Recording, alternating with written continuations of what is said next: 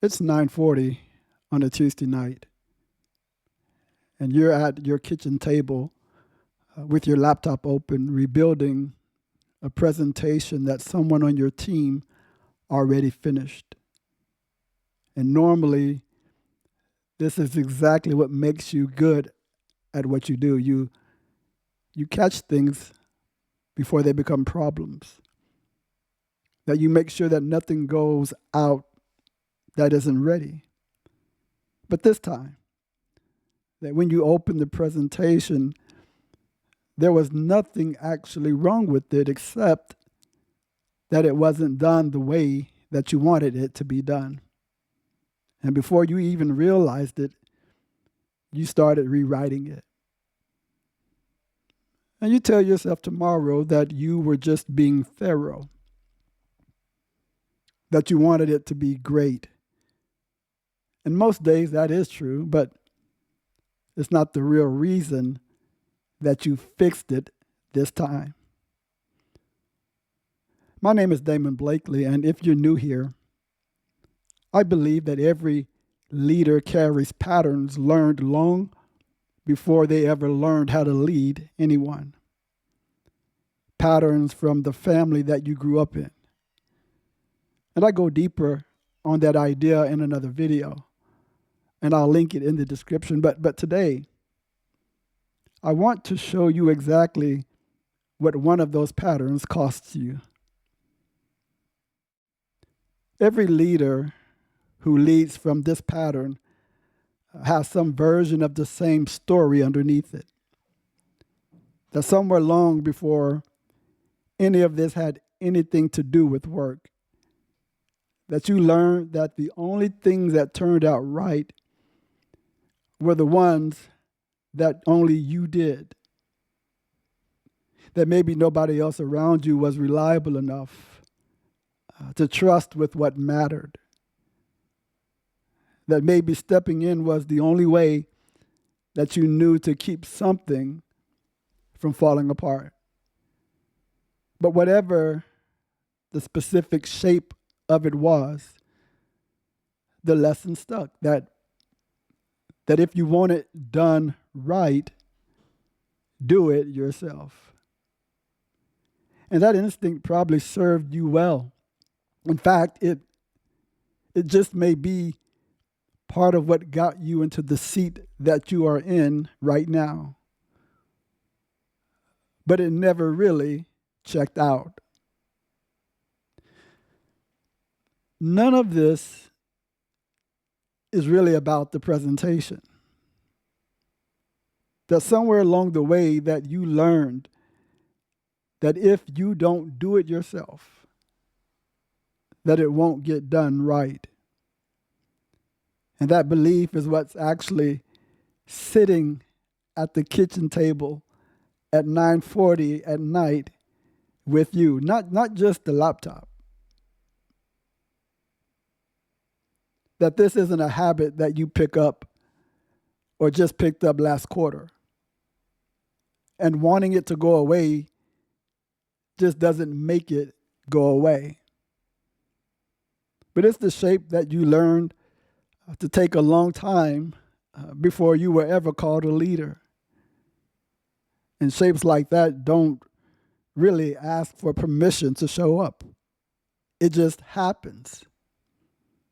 And from the surface, you just tell yourself that that's just how you are.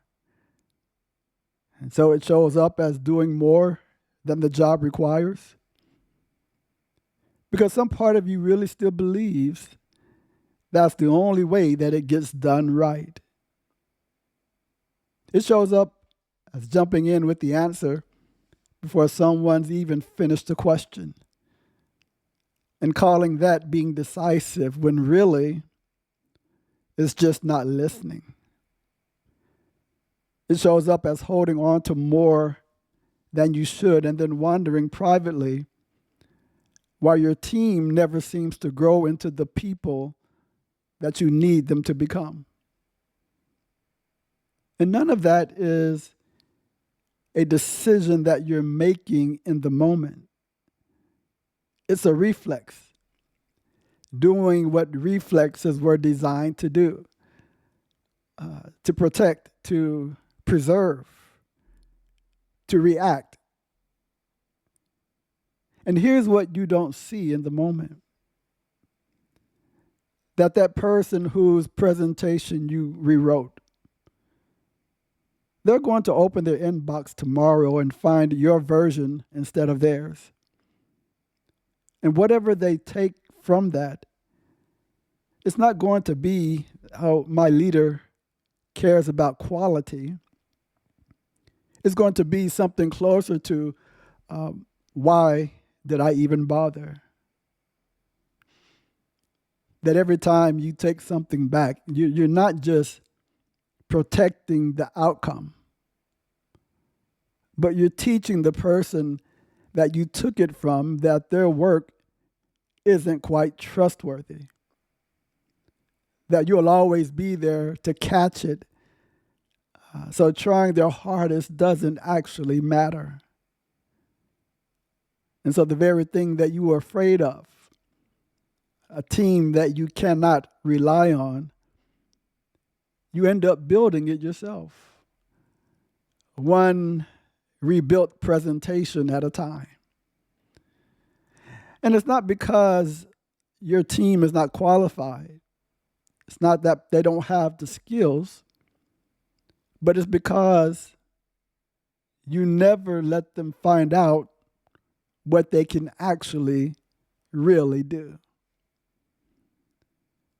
I want you to pause here, please, and think of your own version of that kitchen table moment. Was the work actually failing? Or was it just not going to turn out the way that you would have done it? I'm not going to tell you to just stop doing this tomorrow, because if it were that simple, you would have already done it. But what actually helps is smaller. That the next time that you feel the pull to open someone else's work and start fixing it, pause long enough to ask one honest question. Is this actually not getting done? Or is it just not getting done the way that I would do it? Those are two different problems. And only one of them is actually yours to fix. No, you don't have to get it right every time. But you do have to ask the question that instead of immediately going for the change, going for the laptop, that every time you do and you pause long enough, that reflex loses its grip. If this is you, I want you to hear this clearly. That the instinct to care about the work is real and it's valuable. It just doesn't have to mean rebuilding it yourself at 9:40 p.m. And doing that might be the exact reason that your team never gets the chance to become someone that you could trust with it. In the next video, we'll go deeper on the pattern that I introduced earlier. The good one and why being the reliable one is quietly costing you more than you realize. Subscribe if you want to be here for that. And please tell me in the comments, what's your version of the kitchen table?